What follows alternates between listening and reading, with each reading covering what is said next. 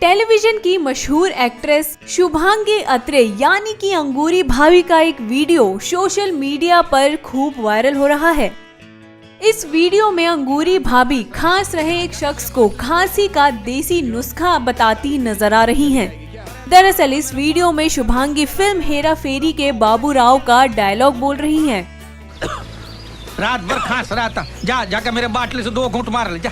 क्यों, दारू पीने से खांसी चली जाएगी क्या? अरे दारू में मेरा बाप का गराज चला गया, पूरा प्रॉपर्टी चला गया, खुद मेरा बाप। बता दें कि ये वीडियो अपलोड करते ही वायरल हो गया। इसे लोग खूब पसंद कर रहे हैं। Bureau report, Navodaya times.